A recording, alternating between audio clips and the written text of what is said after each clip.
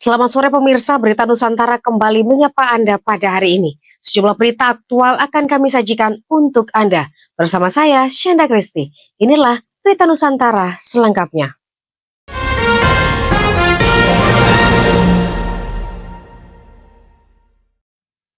Arus lalu lintas di Jalan Raya Tlogo Mas Kota Malang mengalami kemacetan pada hari Minggu 23 Februari sekitar pukul 12:39 siang.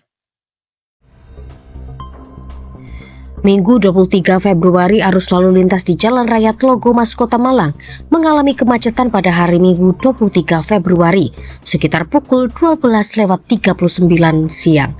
Kemacetan ini terjadi karena adanya acara pawai budaya yang berlangsung di kawasan tersebut.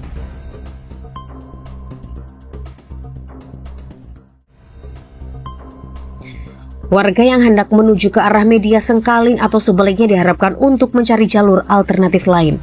Dengan demikian dapat menghindari kemacetan dan memperlancar arus lalu lintas.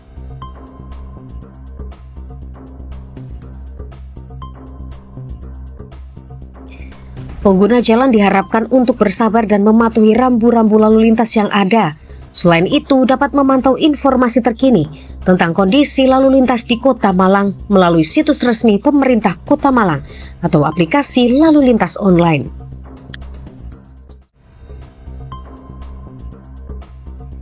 Dalam menghadapi kemacetan ini, petugas kepolisian dan Satpol PP telah dikerahkan untuk mengatur lalu lintas dan memastikan keselamatan pengguna jalan. Masyarakat diharapkan untuk bekerja sama dan mematuhi instruksi petugas untuk memperlancar arus lalu lintas. Demikian laporan Ceva TV melaporkan. Berita selanjutnya pemirsa, di tengah tingginya harga telur, seorang maling memanfaatkan momen tersebut dengan mencuri ratusan telur di Jalan Kebalen Wetan, Kecamatan Kedung Kadang, Kota Malang. Korban pencurian bernama Pipit mengalami kerugian hingga jutaan rupiah.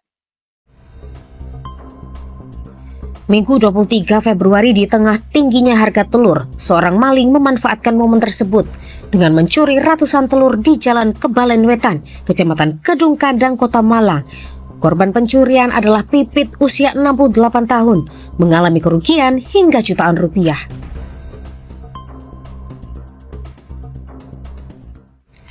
Menurut Pipit, kejadian pencurian tersebut terjadi pada Jumat 21 Februari, sekitar pukul 2:50 dini hari.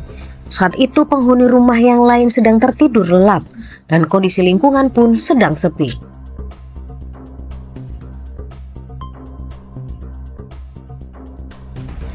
Pipit mengatakan bahwa kerugian yang dialaminya mencapai jutaan rupiah. Ia berharap bahwa pihak kepolisian dapat segera menangkap pelaku dan mengembalikan telur yang hilang. Sementara itu, pihak kepolisian telah memulai penyelidikan untuk menangkap pelaku pencurian. Masyarakat diharapkan untuk membantu memberikan informasi yang dapat membantu dalam penyelesaian kasus ini. Demikian laporan Ceva TV melaporkan. Masih di Berita Nusantara. Aksi buang sampah sembarangan kembali terjadi di kawasan Jembatan Gadang, Kota Malang pada Minggu 23 Februari pagi.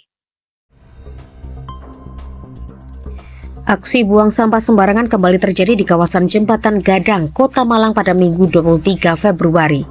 Ironisnya, sampah tersebut dibuang tepat di bawah banner yang bertuliskan, "Hanya orang bodoh yang membuang sampah di sini."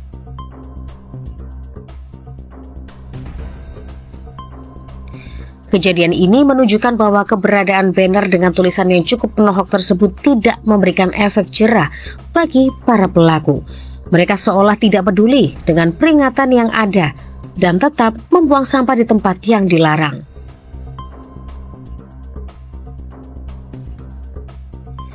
Menurut informasi yang didapatkan, Jembatan Gadang Kota Malang ini memang sudah sering kali dijadikan tempat pembuangan sampah. Walau sudah ada pos pantau dan patroli yang dilakukan oleh warga sekitar, masih saja ada oknum yang membuang sampah di sana. Kegiatan buang sampah sembarangan ini dapat menyebabkan berbagai masalah, seperti pencemaran lingkungan, penyebaran penyakit, dan kerusakan infrastruktur. Oleh karena itu, perlu dilakukan upaya yang lebih serius untuk mengatasi masalah ini.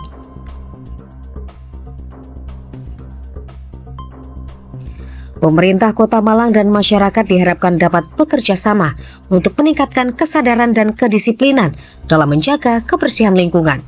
Dengan demikian dapat tercipta lingkungan yang lebih bersih, sehat, dan nyaman bagi semua. Demikian laporan Java TV melaporkan. Berita selanjutnya pemirsa, Dinas Lingkungan Hidup dan Kehutanan DLHK Sumatera Utara membongkar pagar kawasan hutan di pesisir pantai Desa Regemuk, Kabupaten Deli Serdang guna pemulihan lingkungan setempat. Dinas Lingkungan Hidup dan Kehutanan Sumatera Utara membongkar pagar kawasan hutan di pesisir pantai Desa Regemuk, Kabupaten Deli Serdang guna pemulihan lingkungan setempat. Kepala DLHK Yuliani mengatakan, pembongkaran ini setelah pihaknya mendapat informasi pemasangan pagar di hutan tersebut. Kawasan yang dipagari disebut dikuasai perorangan.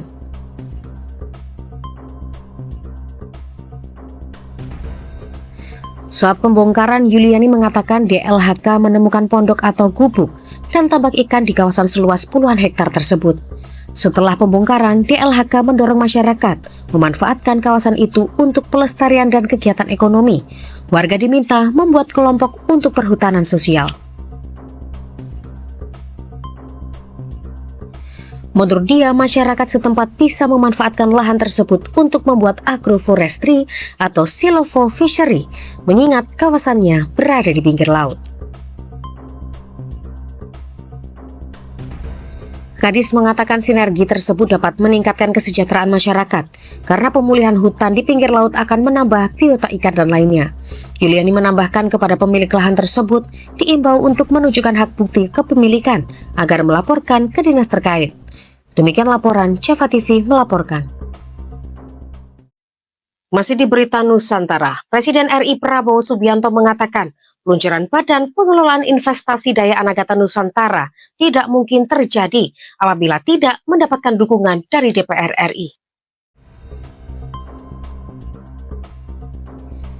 Presiden RI Prabowo Subianto mengatakan peluncuran Badan Pengelolaan Investasi Daya Anagata Nusantara tidak mungkin terjadi apabila tidak mendapat dukungan dari DPR RI.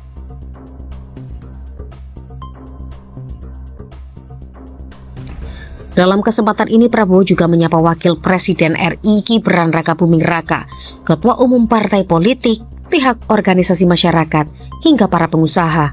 Hadir juga Ketua MPR RI Ahmad Muzani, serta Ketua DPR RI Puan Maharani. Diketahui Prabowo dijadwalkan meresmikan BPI Danantara pada hari ini. Selanjutnya, saya juga menandatangani Keputusan Presiden nomor 30 tahun 2025 tentang pengangkatan Dewan Pengawas dan Badan Pelaksana Badan Pengelola Investasi Daya Anagata Nusantara, Danantara Indonesia. Melalui Danantara, pemerintah akan menginvestasikan sumber daya alam serta aset-aset negara, sehingga diharapkan badan ini dapat mendorong berbagai proyek yang memiliki dampak besar dan berkelanjutan bagi Indonesia.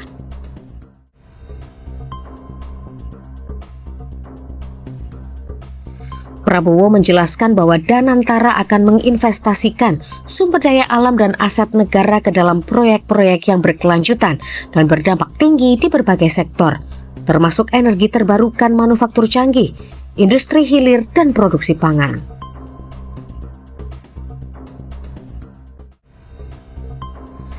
Dia berharap semua proyek tersebut dapat berkontribusi terhadap pencapaian target pertumbuhan ekonomi Indonesia sebesar 8%. Menurut Kepala Negara, pendanaan awal untuk Danantara diproyeksi mencapai 20 miliar dolar Amerika Serikat.